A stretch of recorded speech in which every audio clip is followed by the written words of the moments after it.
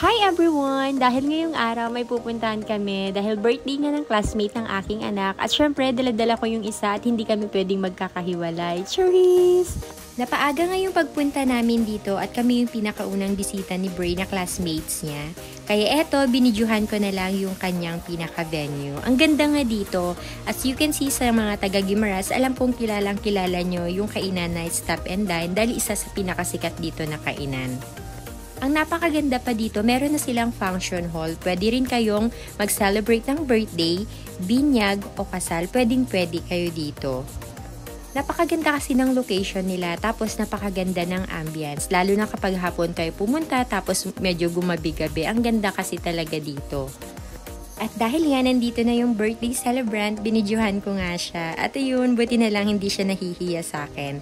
Pagpasok mo nga dito sa may function hall nila, so ito yung magiging kabuuan ng reception ninyo kapag dito kayo nag-celebrate ng mga events.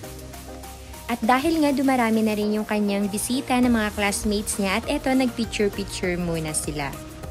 At dahil eto na nga ang pinakaantay ng lahat, magi-start na yung program dahil magsisimula na ang birthday party ni Bray at eto na nga pinakilala na siya. Isa rin kasi yung anak ko nakasali sa 7 gift ni Bray. So, eto na nga, binigay niya na yung kanyang gift at binati na rin niya ng happy birthday. Buti na lang talaga at hindi siya nahiya ngayon. Alam niyo yung anak ko na yan, mahiyain kasi. Kaya nung mga nag-a-attend kami ng mga birthday ng kanyang mga classmate talaga ay hindi mo talaga siya mapapatayo. At dahil nga siguro best friend niya yung my birthday, nagsalita na siya at pumunta siya sa harapan. And after nga maibigay yung kanyang mga gift at eto naman kakantahan na siya ng happy birthday. Pagkatapos nga namin kantahan ng happy birthday si Bray, eto at pipila na rin kami sa likod para makuhanan ng pagkain yung mga bata at pagkain na rin namin. Maraming salamat pala sa pag-invite sa amin, Ate Junaline and Kuya, especially sa my birthday celebrant na si Bray. Thank you so much! Woo!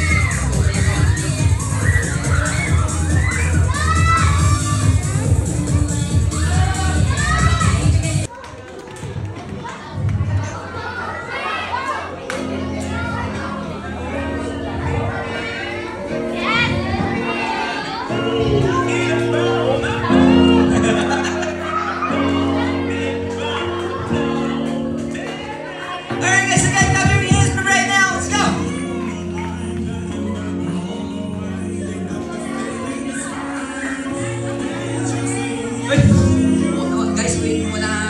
Gano'n si break time. Sita mo na ko na sita. Alright, once again, a big round of applause for Break! Come on! Oh, ang galing pa na big break. Talent!